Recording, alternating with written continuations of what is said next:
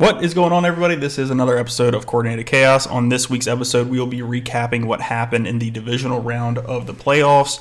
Then we're going to get into some head coaching news and then Championship Sunday preview as well. So let's not mess around too much and let's get right into the divisional round of the playoffs. First game of the weekend on Saturday, Texans versus Chiefs. This game went just about as well as everybody else kind of anticipated it going. Chiefs win the ball game. Obviously, there was not a game this season, it felt like, without a little bit of controversy around the Chiefs and just circumstances within the game. Their other three players. The other three players, the Zebras, if you will, they made some controversial calls in this game, did some weird stuff in this one, and Patrick Mahomes did not help his case in beating the allegations when it comes to the refs being on the Chiefs side. When it came to what Troy Aikman called out on the broadcast was just the fact that he literally slowed down going out of bounds to try and he flopped to try to get a penalty, and it's all right, dude, you guys are already really good. You already have 2 Super Bowls back to back, 3 under your belt in general. You don't have to do all that. And then of course the next play is that falling down touchdown throw to Travis Kelce, which just is the Mahomes magic of it all, and it's you got the one side of the coin, and then the other side is you can't hate him too much because he's unbelievable.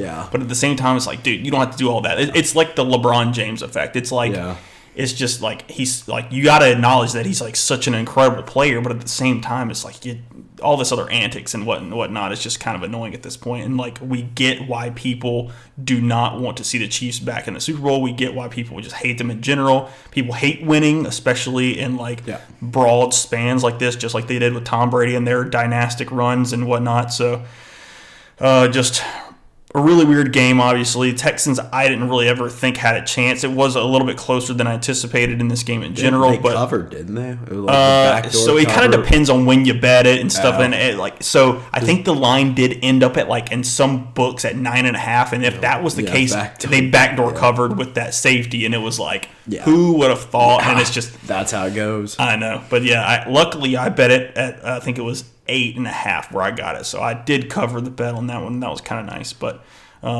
Chiefs go on to the AFC Championship game. You got any other thoughts on this one, really? I mean, the Kelce looked good. I feel like he's gonna kind of be the horse. I assume Kareem Hunt's still their running back, isn't he? Yeah, they're kind of splitting carries between him and Isaiah Pacheco, because I don't think Isaiah's perfectly healthy just yet, because he did literally break his leg earlier on in the season, and so he's still kind of working his way back and stuff. So I mean, I'm just excited for another Allen versus Mahomes. Allen gets his chance again.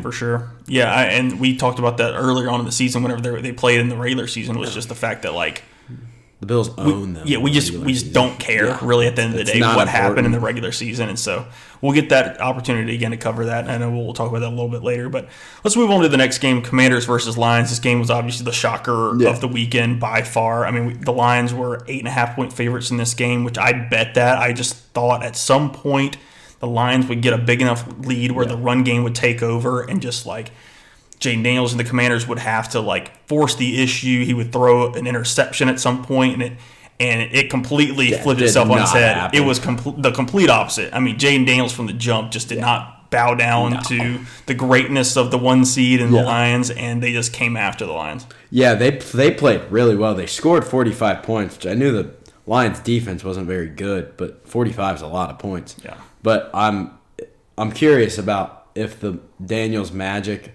will last, or if they're gonna, because their team offensively and they're not all that talented. They're solid, but the Jimmys and the Joes are McLaurin's decent, comparatively unimpressive. To the if you stat them to the Eagles, they might win 2 positions. Maybe. If you're saying all right, who am I going to take on an all-time team between these two? You're taking very little Commanders at this point. But you're right. It was. Is the fairy tale going to end? We'll see, I guess. But for the time being, he is the most impressive rookie quarterback we've ever seen in history. It's crazy because C.J. Stroud just had probably the second best one we've ever seen compared to this one. So, especially with not just the one playoff win, but two. You're like, oh wow. Yeah, and no rookie quarterback's ever made it to the Super Bowl. So if he does that, then like he's totally cemented as the best rookie quarterback to ever. And then if he does, you're like, what if they win? Oh, I know. And it's like, then what? I know, and they can't they're so dynamic, and their highs are so high that I think they can absolutely do that. Will just like the overall team thing come into play in the NFC Championship game? We'll see, and we're going to cover a little bit of that later. But this Lions game was crazy. Like in general, like it felt like the Lions season ended with that Jameson Williams interception, which is a weird sentence to even say in itself. They ran a trick play where they kind of got the ball to Jameson Williams. He went to go throw it to his receiver. He was like double covered, and I don't know if he was aware of the fact that like the coaches probably told him, "Hey man, if you don't see it, throw it out of bounds." And he was just like, "Nah, bro, like YOLO'd it." Like, come on now. They lived and died by the trick plays and the tomfoolery of the offense and stuff like that. And Jared Goff did not have a very good game in this game. He had a few picks, and so there's going to be a lot of questions going into the offseason about Jared Goff. Is he the guy again? And it's like, was it just a one-game thing? And he had that game earlier on against the Texans, funny enough, where he threw 5 picks. Yeah. And so it was like but they won. And they won. Exactly. That shows you how good the team was at a certain point. But in the playoffs, there's just such an emphasis on like every detail that like you just can't get away with that all the time when it comes down to like the best of the best in the playoffs. So Commanders, huge upset over the Lions. We kind of talked about it the last few weeks in general, just that eventually that Lions defense was probably going to catch up to them with just the amount of injuries they incurred. It just wasn't talented at the end of the day with all the injuries, and Aaron Glenn was having to force the issue, which is just like blitz like crazy in order to get any kind of pressure, and Jaden Daniels was just sitting back there. He would make a guy miss and he would run, or he would just take a hit and throw a missile, and it would hit the guy in the chest, and like it is what it is like that point. So like the number one thing for defending Jaden Daniels right now is just hope to God you can get there with 4 and not blitz and just keep everybody back in coverage and just hope he doesn't make a crazy play. Because if you have to send the house at him, like you might get him once or twice, but when you don't, you send 6, and then he's at it. It's like he could run for 30 or he could throw it. He'll make you pay for sure. Like he's not an idiot. That's what's weird about a rookie quarterback. Like he's not doing like Richardson things where you're like, ooh, like why do you throw that? Yeah, and even when he does, he's like a good cornerback that gets burnt and he just doesn't even think about it anymore. He's like next play and he's out there, saying no good. Yeah. But I think he's unbelievable. Like he's crazy poise out there, and he's just getting the job done. NFC Championship game. I could also see them getting smashed. Like I could see them just like, and if not against the Eagles, I could see them going to the Super Bowl, and it would probably be against Mahomes and losing by like 30. Yeah, just laying an egg. Yeah. I mean, it's possible. Just like I don't know if I'm still fully on the Cliff Kingsbury train. I know everybody loves that, and Dan Quinn. Everybody's hopping on the Dan Quinn train as well, and I still think there's flaws in both of those guys' games at the very least. And it's like, I don't know. We'll see. Obviously, they've made it to the NFC Championship game, so that's like. That's a feat in itself. That was impressive. That was way more than anybody anticipated all year anyway. So they deserve a lot of credit, of course. But like I said, I don't know long term if I believe completely. And that might just be a little bit of my Eagles bias coming through. But like Cliff Kingsbury, the end of the Arizona Cardinals stint was not great. And then the Dan Quinn, does he get a little bit too aggressive with his defenses at times? Like that showed itself up with the Falcons at times when he was the head coach there, and at the end of his tenure there with the Cowboys. So it just kind of depends. But we'll go to the next game. Eagles versus Rams. This one was really, both of the games on Sunday were just ridiculous weather games, just snowy. The Eagles game ended up being a complete blizzard at the end of that game. It started off where there was very little precipitation, then it turned into sleet, and then it turned into fluffy snow by the second half that was just pouring down. So that the weather was a huge deal in the game. Obviously, it affected a lot of things. And the thing I mentioned to you right before we started podcasting essentially was just obviously the main thing about snow games is everybody thinks at face value, run game, offensive line, D-line are going to be like the three main portions of how you win a football game in inclement weather like that. And then the thing that people don't think about, though, is like who has the better quarterback when it comes to arm strength that can get the ball whipping through the wind and the inclement weather, can throw the tightest spiral to get it to your playmakers, because that is like the X factor. And so I think that's why this Eagles-Rams game was so close. Yeah. Stafford ended up throwing for 324 yards in this game. Yeah. I mean, he was just ripping it through there, and like he had to like almost not play as well as he could have anyways too, because like a lot of those times those wide receivers were not coming out of their breaks well because they couldn't get footing, so they had to tippy-toe through breaks. He overthrew Nakua like twice. Exactly. He overthrew a lot of players, or even underthrew because he was trying to get enough air so they would have time to come out of those breaks. And it affected everything. But like when you got a player like Matthew Stafford, who's got a better arm, he's just a better thrower of the football than Jalen Hurts. You saw the difference in the throwing of the football. It just came down to who could run the ball better in the game. So I guess at the end of the day, the running the ball theory is a bigger deal when it comes to that. But at the end of the day, like it was close because Matthew Stafford is so good at football. Yeah, it was just a few unfortunate turnovers. Like Kyron Williams dropped the ball, basically. Well, Jalen Carter punched it, but he's been prone to fumble though. Yeah, and same with Stafford lost it. Now that one's like a barf, so it was flew out of his hands. You would assume you would get a turnover once, but I'm like, I don't think they lose both of those if they're playing in L.A. No, they do not. I don't think either one of those probably happened. It was the weather. Yeah, and then I mean, props to the Philly defense because everyone's in the weather, so you might as well try and. Oh yeah, for sure. The emphasis should have been on try to get the ball out because it's like a rock hard, like slippery ball. Like shit, like whatever. It's crazy. It was a very impressive just game in itself. Like the plays made by both players. I mean, I was stressed. Like I literally was texting. Everybody was texting me, and I was texting everybody about like the game, and they're like, "Oh my god." And I was like, dude, that's the closest I've been to a cardiac event in my life. Like, when Puka caught that ball on the sidelines at the end there, and it looked like they were going to go right in and score a touchdown and essentially end the game, like, I was stressed out. And then Jalen Carter came through with the biggest sack of his career, right up the middle, sacked Stafford, clock kept running. Then that's when they got that 4th and 10, and Stafford just kind of had to throw it up. And Jalen Carter got the pressure on that game, too, or on that snap, too. And it's just... that dude stepped up in the biggest time. Like, I mean, so he had a forced fumble. Yeah. He had 2 huge sacks and just plenty of pressures on the day. And just was he on the Kobe Dean's team? Yes.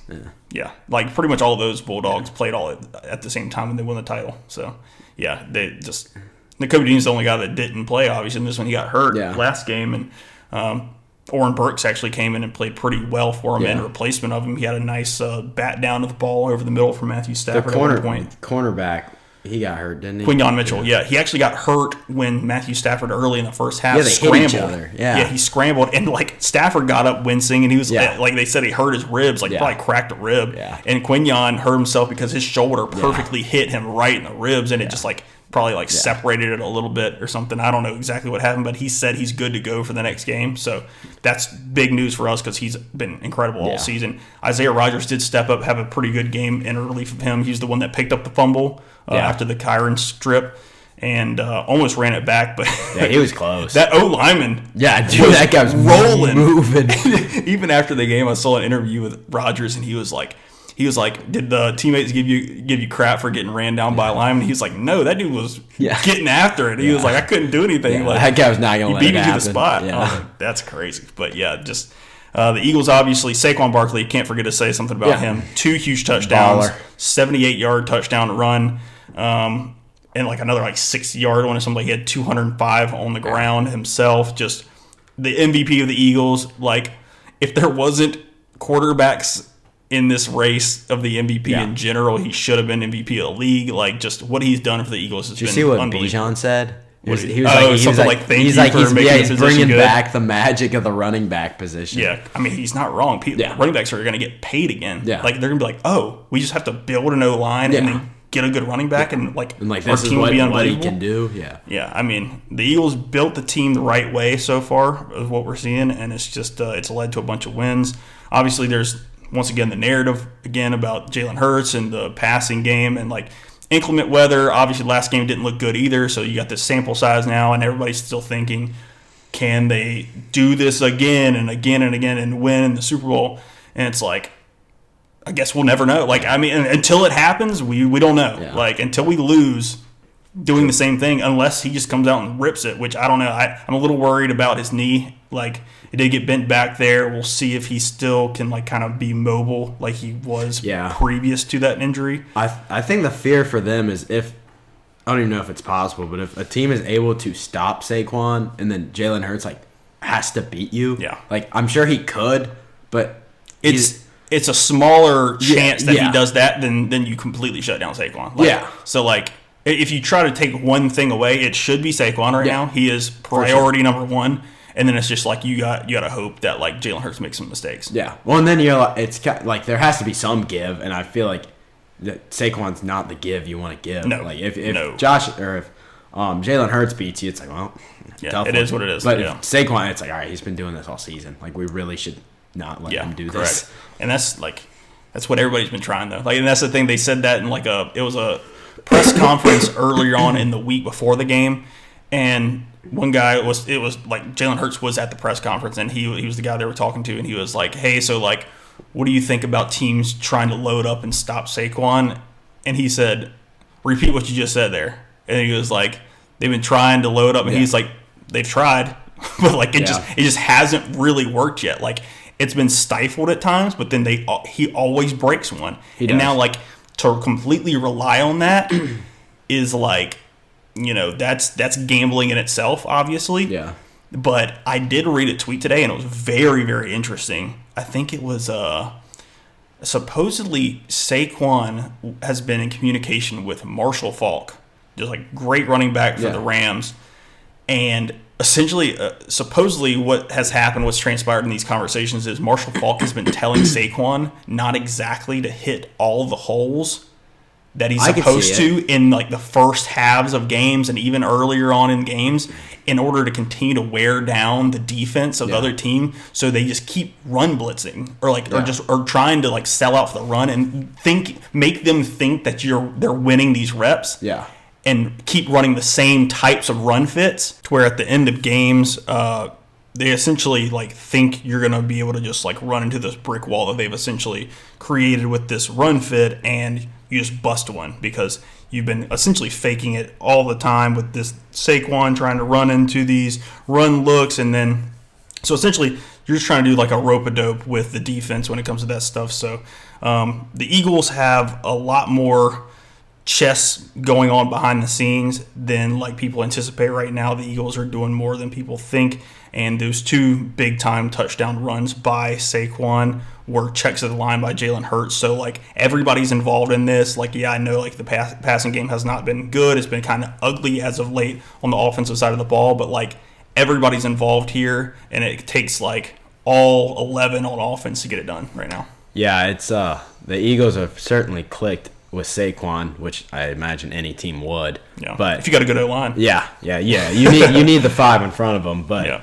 that so far it's been impossible to stop, and I'm curious if anyone can stop it or if they're just going to be able to run through everyone else. For sure. It's going to definitely be interesting for sure. So, next game, obviously Bills versus Ravens. This was highly anticipated. Everybody wanted to see this game between the two MVP candidates, and the game didn't go like how everybody expected it. I don't know if it showed off an MVP case either. Yeah, it was just an okay game. The stat line for Josh Allen didn't look great, which was like the theme with a lot of these quarterbacks this weekend was just like survive and advance. Essentially, don't turn the ball over. Don't be the reason you lose the game. Except for Jayden Daniels, he did show up and he showed out for sure.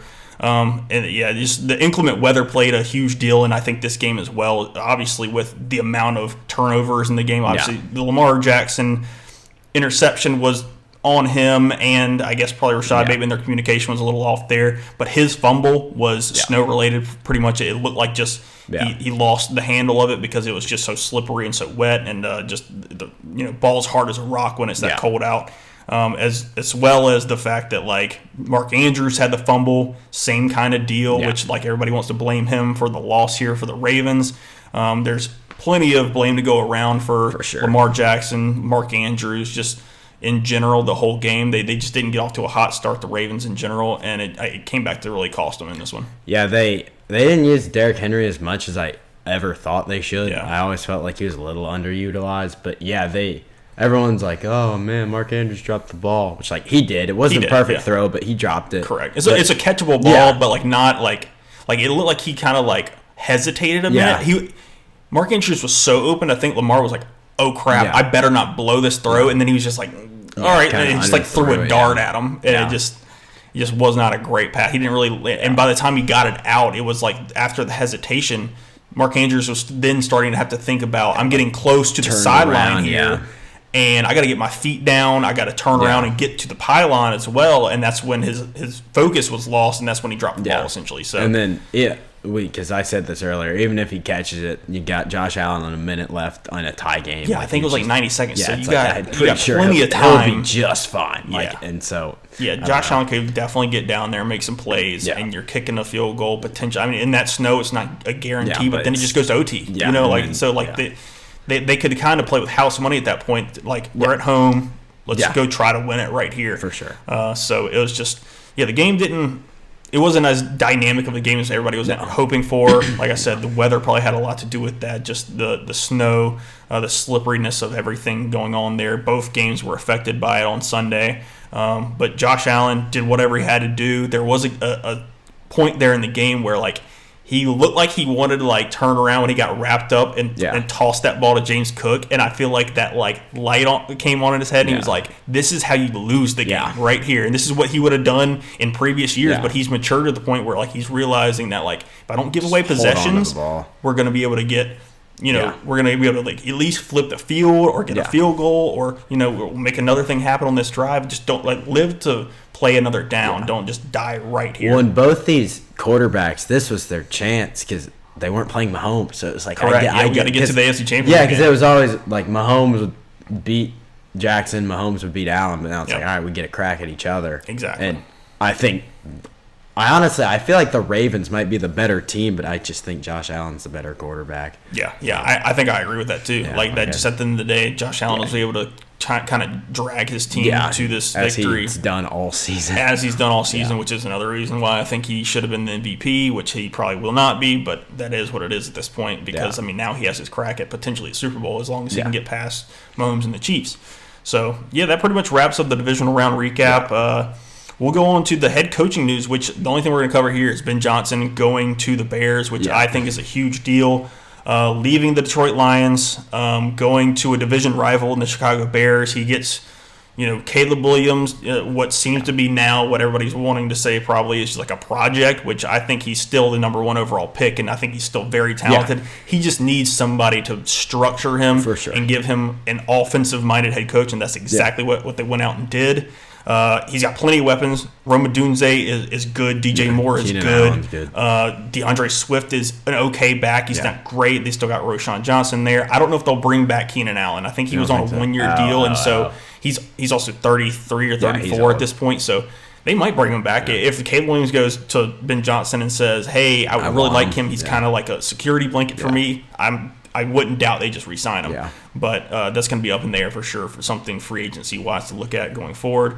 I really like this signing by the Bears. Yeah, no, it's definitely – we've seen what Ben Johnson's done. The offense that's disgusting at the Lions. But now I feel like it gives Dan Campbell a chance. Like, if the Lions are good again, it's like, all right, he's really got some system set up where he's not just relying on some coordinator. But then, flip side, if they stink, it's like, ooh, looks like this was just an offensive coordinator that was really good. Yeah, I am of the opinion that this is going to be a rough stretch. Beginning of the end. It could be beginning of the end for the Lions, and I hate to say it because they're such a good feel-good story, and Dan Campbell is a really good guy, and I think he's a really good coach. I think he's a really good culture setter and leader of men and stuff of that nature. I just don't know what his real offensive chops are. Yeah. And how much of behind the scenes all of that offense was Ben Johnson's. It'll be very apparent early on next season, depending on how the season starts for the Detroit Lions. But whenever you lose an offensive coordinator like Ben Johnson, the guy that's been unbelievable for the last however many years he's been there in Detroit. Just, I mean, with all the trick plays, the hook and ladders, the like everything that's been very creative, getting offensive lineman catches in the end zone, like just all that craziness. Losing that guy as well as your defensive coordinator in Aaron Glenn, who did a very valiant job with especially the ragtag group that he had to finish this season with. You lose two coordinators like that, it's going to be tough to come back the next year and be a top-tier team again. Yeah, it's also tough because I feel like this season, I don't know if you can compare this year's like Eagles, because I guess they were second best with last year's 49ers, but like this felt like a year for the Lions where it's like, all right, the NFC is kind of open. Like the Eagles are good, but it's not like there's some just dream where there's a Mahomes where you're like, well, we just can't get through. Like, so this felt like a year they had a really good crack, and I know they had injuries, but it kind of let everybody down. Yeah, for sure. Yeah, this was definitely a disappointment for Lions 15-2 just to lose to exactly. That was the funniest thing too. Was just like that, like. The NFC North, everybody's like, "Oh my God, best division in all of football," and they went 0-3. Yeah, and the furthest they made it was the Lions in the divisional, essentially. So like, just crazy. Just like that just tells you right there. Just like the regular season can only mean so much at the end of the day. Like once the playoffs start. Yeah, once the playoff starts, everybody has that full week to prepare for that exact opponent. Yeah. And it comes down to whoever gets the details. Like that personnel, like you have to really lock in what you're matchups, like styles make fights type of deal where like you got Jay Nails, a guy that's not going to be, like really afraid of blitz. And that's what you're going to have to do because of injuries on that side of the ball. Like it comes down to the very small, minute details in the playoffs, and that just happens to the best of them, really. But Aaron Glenn, the defensive coordinator for the Lions, looks like he's going to be going as well. Like he's got head coaching interviews. I think the two biggest ones where it looks like he's definitely going to take one of the two jobs is either the Jets or the Saints.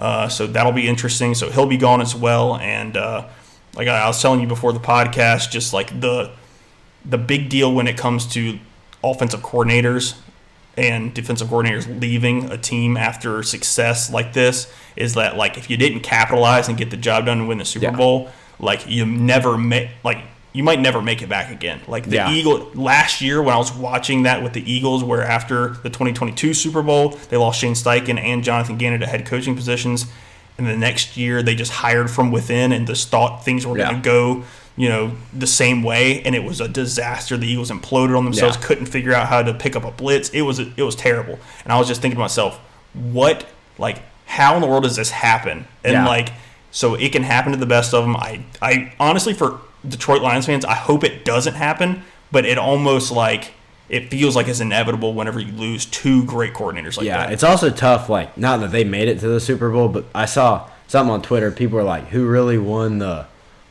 Stafford Golf trade? Because they got so many picks, and the picks are really good, but incredible. You're like, the Rams got their Super Bowl. They did, won. Exactly. They won. That's why you make the trade. You get a quarterback that can win, and you're like, well, you can a fan base can only be so satisfied with sustained winning for so long without the end result being a Super Bowl until you start getting pissed off about it. Yeah, which is like the Steelers. You're every winning season in a row. Whoop-de-ha, they haven't won. They're in playoff game. Purgatory right now. Playoff games since 2017 or something. Exactly. It's not. It's been that's the thing with because you never really want to be in that middle ground, which where the Steelers are, because you got you'd never get a great first round draft pick. Yeah.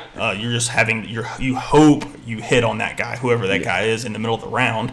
Or actually late in the round because you made the playoffs. And it's just your team's decent, but you don't have the X's and O's to get it done. Exactly. But they're not even close to it. It's not like they 49ers where they went to the Super Bowl and you're like, just lost that. You're like, they're not even close. Yeah. It's just the Lions. It'll be very apparent, like I said, next year who we'll learn a lot about Dan Campbell. We will learn a lot. We'll see if that culture can continue to be a thing that they hold on to the point where fluky or not. Exactly. Yeah, we'll see. I'm rooting for him. I love Dan Campbell. I do too. I really like Dan Campbell. It's just they better make some good hires, or else things could fall apart very quickly for them. All right, let's go on to Championship Sunday's preview. First game, 3:00, Eagles versus Commanders. NFC Championship game hosted in Philly. Everything had to go right for that to happen as they were the 2 seed, and obviously with the Lions going down, the Commanders have to come to Philly and finish the job, where obviously they've already played 2 matchups early on in the season because they're division rivals, obviously. So first matchup, the Eagles won in Philadelphia. Second matchup, the Commanders win on a last-minute touchdown in Washington. And so they've split the series.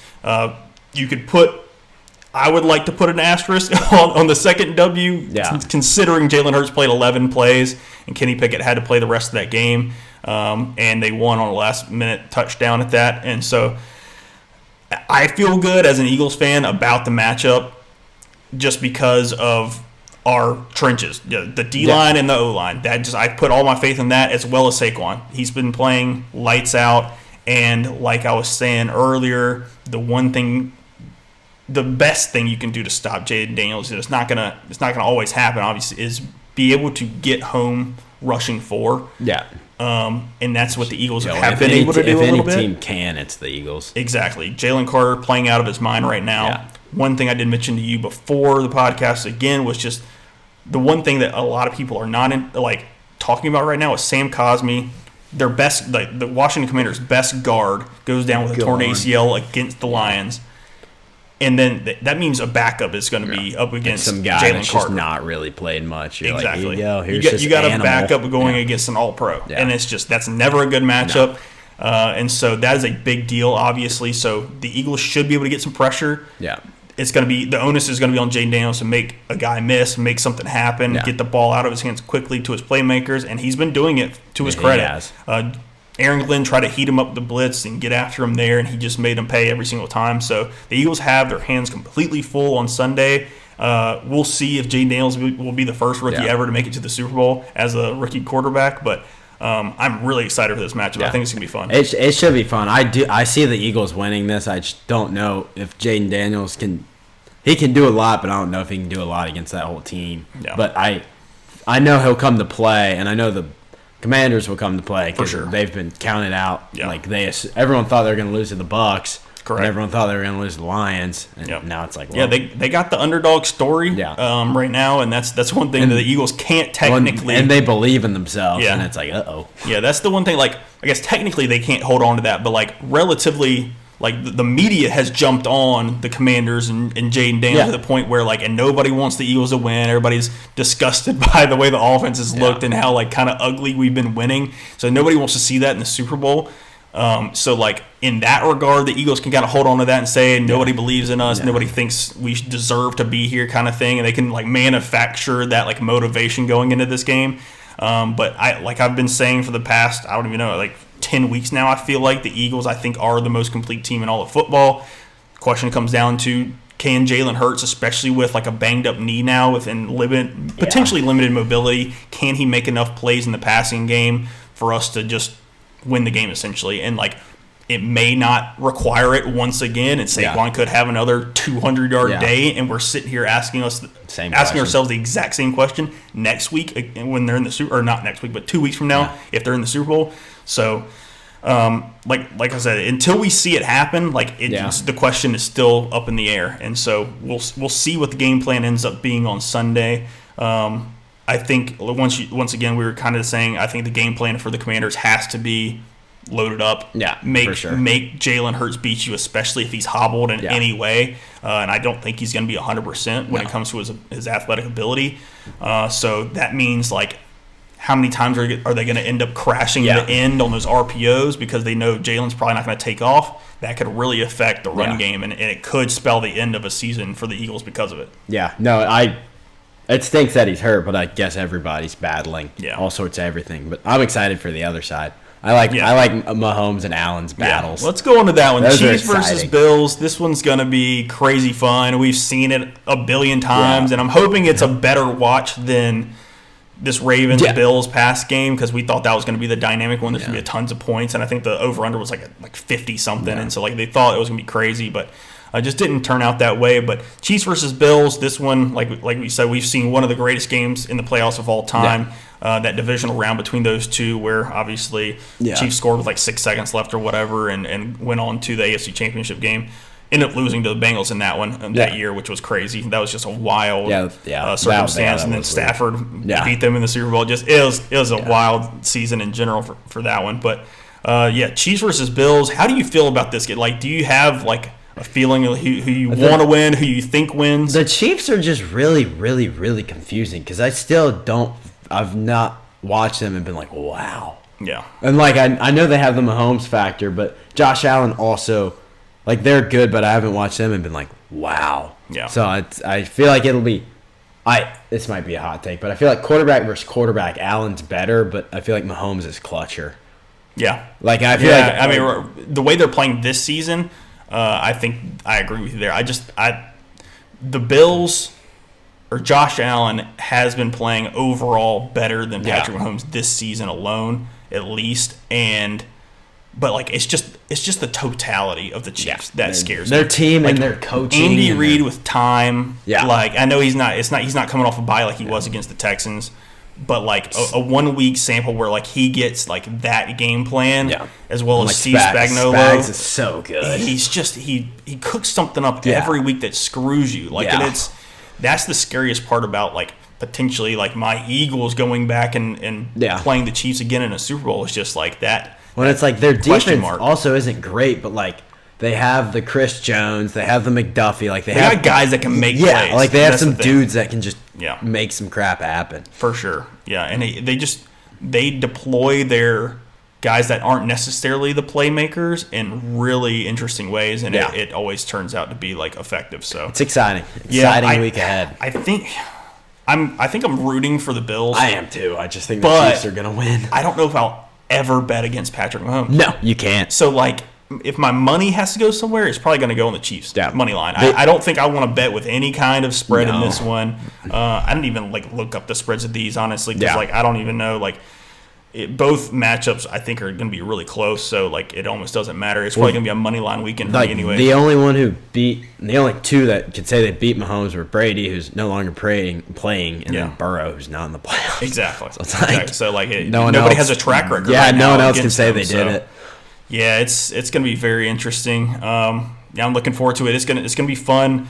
Hopefully, I get to watch this Chiefs versus Bills game stress free, thinking about the Eagles being in the Super Bowl again. But I don't know. Like the Commanders, even then, it's not even stress free because I feel like because then I'm just thinking about oh God, who do I want to win this? So like we could potentially win, and it's like I don't even know. Like I really don't because I think Josh Allen can pull the rabbit out of the hat. Their team through. Yeah, and then the Chiefs are the Chiefs. Yeah, exactly. Yeah, it's a pick your poison type of thing, and I don't even know, like, as an Eagles fan, who I would want if the Eagles do make it past. Because, I mean, I'll be honest, like, I was not expecting that Rams game to be as close as it was, and I was already thinking about the NFC Championship game, and then I was watching in the middle of that game, freaking out, like, literally having a heart attack. And I was like, just don't lose this way. Yeah. Like, don't lose with, like, I don't know, just in the snow at home. Yeah. Like, I just upset everybody. Yeah, I don't know. Just don't lose in a weird way. Yeah. Is all I was kind of. If you get beat, you get beat. Yeah, if Jaden Daniels goes out and puts up 38 on us, and we score 31, I'll be like, you know what? Like they deserve to win. Props to them. Like